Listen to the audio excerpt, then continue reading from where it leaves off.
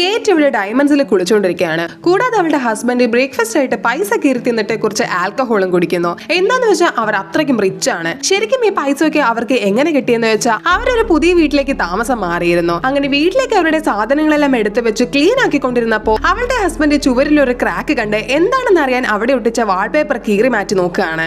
നോക്കുമ്പോൾ ചുവരിൽ ഒരു സീക്രട്ട് ഡോർ കാണുന്നു. അങ്ങനെ അത് കണ്ട മൈക്ക് കേറ്റിനെ വിളിച്ചുകൊണ്ട് വന്ന് ഡോർ ഓപ്പൺ ചെയ്യുന്നു. എന്നിട്ട് അവർ റൂമിൽ കയറിയതും ആ വീട്ടിലെ എല്ലാ ലൈറ്റും ബ്ലിങ്ക് ആയി ഓഫ് ആവുകയാണ്. അങ്ങനെ അവർക്ക് അൺയൂഷ്വൽ ആയിട്ട് എന്തോ ഫീൽ ചെയ്യുന്നു. എന്നാൽ അന്ന് രാത്രി മൈക്ക് റൂമിലിരുന്ന് കുടിക്കുകയാണ്. കുടിച്ച് കുപ്പി കാലിയായതും ഒരു ബോട്ടിൽ കൂടി കിട്ടിയെങ്കിൽ നന്നായിരുന്നു എന്ന് അവൻ പിറുപിറുക്കുന്നു. അപ്പൊ അടുത്ത സെക്കൻഡിലെ അവിടുത്തെ ലൈറ്റ് എല്ലാം ബ്ലിങ്ക് ആയി ഒരു പുതിയ ബോട്ടിൽ അവന്റെ മുന്നിൽ വരുന്നു. അങ്ങനെ പിറ്റേന്ന് കേറ്റ് ഹസ്ബൻഡിനെ നോക്കി ആ റൂമിൽ വന്നതും അവിടെ മുഴുവൻ എക്സ്പെൻസീവ് ആയിട്ടുള്ള സാധനങ്ങൾ കൊണ്ട് നിറഞ്ഞിരിക്കുകയായിരുന്നു. അപ്പോൾ ഉടനെ മൈക്ക് വൈഫിനോട് പറഞ്ഞു, ഈ റൂമിൽ നിന്ന് നീ എന്ത് ചോദിച്ചാലും കിട്ടുമെന്ന്. ഉടനെ കേറ്റ് അവൾക്ക് $1 മില്യൺ വേണമെന്ന് പറയുന്നു. അടുത്ത സെക്കൻഡിലെ അവൾക്ക് അത്രയും പൈസ അവിടെ നിന്ന് കിട്ടുകയാണ്.